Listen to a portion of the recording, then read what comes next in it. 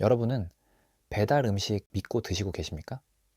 문 앞에 놓인 음식은 오늘 하루 수고했다는 의미의 작은 보상이기도 합니다. 그런데 만약 그 배달 음식에 누군가 악의를 담았다면 믿고 드실 수 있겠습니까? 오늘 로얄 이슈는 미국 인디아애나에서 벌어진 정체불명 스프레이 사건을 따라가 보겠습니다. 미국 인디애나주에 사는 마크 카든과 그의 아내는 배달 앱을 켭니다. 선택지는 많지만 그날의 메뉴는 비교적 단순한 샌드위치와 사이드 메뉴였습니다. 이 도시에서 비슷한 시간에 수많은 사람들이 클릭 한 번으로 이 음식을 주문합니다. 그러나 이 사건은 그 평범함을 이용한 듯 아주 조용히 다가옵니다. 2025년 12월 7일 자정 무렵 문 앞에 배달이 도착합니다. 배달원은 봉투를 내려놓고 한 손에는 휴대폰을 들고 배달 완료 사진을 찍는 것처럼 보입니다. 그런데 도어벨 카메라에 찍힌 다음 장면이 이 사건의 모든 걸 바꿉니다. 배달원은 다른 손으로 열쇠고리 쪽에 달려있던 작은 스프레이 캔을 꺼냈습니다. 그리고 짧고 빠르게 음식 봉투 쪽을 향해 분사합니다. 처음엔 그냥 손소독제인가 싶을 정도였습니다. 하지만 그 몇 초가 그날 밤을 지옥으로 바꿉니다. 문이 닫히고 부부는 음식을 가져옵니다. 그런데 음식을 먹자마자 둘은 거의 동시에 이상함을 느낍니다. 입안이 따갑고 목이 타는 것 같고 코와 위장이 화끈거렸습니다. 그리고 곧이어 구토가 나왔습니다. 이건 단순히 체했나? 수준이 아니었습니다. 몸이 즉각적으로 이건 위험하다 라고 반응하는 느낌이었습니다. 부부는 음식이 이상하다고 직감했습니다. 그리고 마크는 자기도 모르게 카메라를 떠올렸습니다. 도어벨 카메라를 켜고 그 장면을 확인하는 순간 그는 문제가 배달원에게서 시작됐다는 것을 알았습니다. 영상은 짧습니다. 하지만 짧기 때문에 더 무섭습니다. 배달원이 음식을 놓고 휴대폰을 들고 그리고 스프레이를 뿌립니다. 이 장면은 너무 선명해서 거짓말로 덮을 수가 없습니다. 마크는 이 영상을 SNS에 올립니다. 그가 남긴 말은 감정이 과하지도 꾸미지도 않았습니다. 그저 분노와 공포가 섞인 가장 현실적인 문장. 그녀가 내 음식에 독인지 뭔지 뿌렸다. 법정에서 보자. 는 말을 영상으로 남겼고 영상은 순식간에 퍼집니다. 사람들이 무서워한 건 단지 스프레이 때문이 아니었습니다. 우리가 일상에서 매일 쓰는 시스템인 배달, 그 일상이 한 사람의 악의로 무너질 수 있다는 사실이었습니다. 그게 사람들을 움직였습니다. 사건이 커지자 배달 어플 도어다시는 곧바로 무관용 입장을 내놓습니다.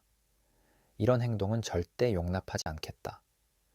해당 배달원은 플랫폼에서 영구 제거됐다. 수사에 협조하겠다. 등의 말을 했습니다. 여기까지는 회사로서 할 수 있는 가장 빠른 반응이었습니다. 하지만 피해자 입장에서는 이 말만으로는 부족했습니다. 왜냐하면 부부는 실제로 아팠고 고통스러웠습니다. 무엇보다 자신이 먹은 게 정확히 뭔지 확실히 알 수 없었으니까요.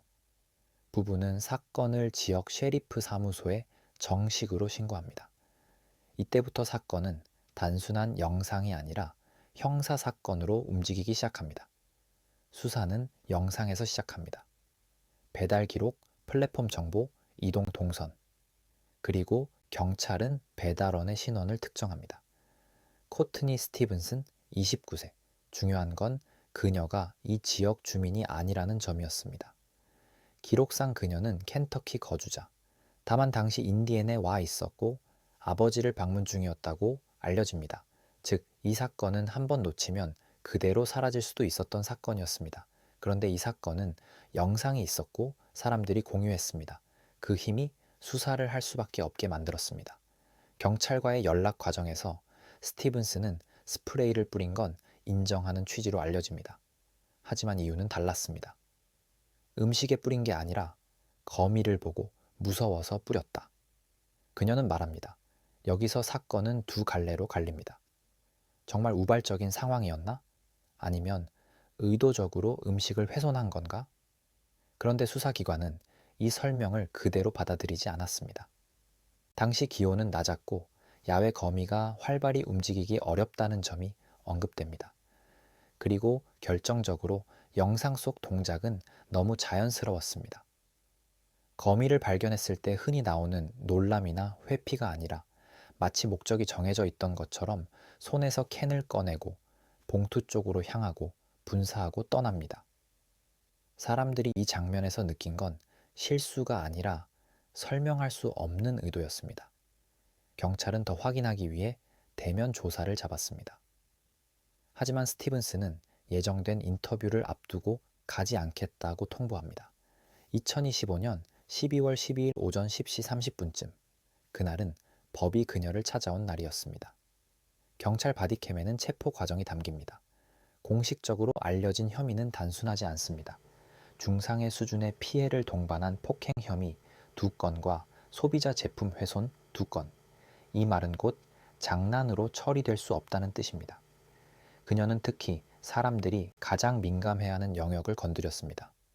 먹는 것, 내 가족과 내 아이가 먹을 수도 있는 것. 누군가가 그 신뢰를 깨뜨렸을 때 사회가 어떤 방식으로 반응하는지 이 사건은 그대로 보여줍니다. 마크는 사건 이후 영상만 올린 게 아니었습니다. 그는 자신의 상태를 알립니다. 아내는 나아지고 있지만 정작 본인은 더 악화되고 있다고 말합니다. 호흡기 감염이 있던 상태에서 이번 사건이 겹치면서 기침이 심해지고 근육이 당겨지고 일상까지 무너졌다고 말합니다. 왜 이 사건이 유튜브와 기사에서 크게 터졌을까요? 첫 번째, 영상 한 장면의 증거가 너무 선명했기 때문입니다. 두 번째, 누구나 피해자가 될 수 있기 때문입니다. 부자도, 가난한 사람도, 아이를 둔 집도, 혼자 사는 사람도 배달이라는 시스템 앞에서는 똑같습니다. 세 번째, 플랫폼 신뢰의 붕괴입니다. 배달 서비스는 사람이 움직이는 구조입니다. 그 사람이 아기를 품는 순간 시스템은 무력해집니다. 네 번째, 만약 영상이 없었다면 이 질문이 모두를 얼어붙게 만들었습니다. 마크는 내가 공개하지 않았다면 이 사람은 조용히 지나갔을지도 모른다. 즉, 사회가 겨우 붙잡아낸 위험처럼 보였던 겁니다. 이 사건이 남긴 건 법적 처벌 여부만이 아닙니다. 사람들의 습관이 바뀌었습니다. 카메라 없으면 무섭다. 이제 배달 안 시킨다. 직접 픽업하겠다. 등의 말과 행동을 했습니다.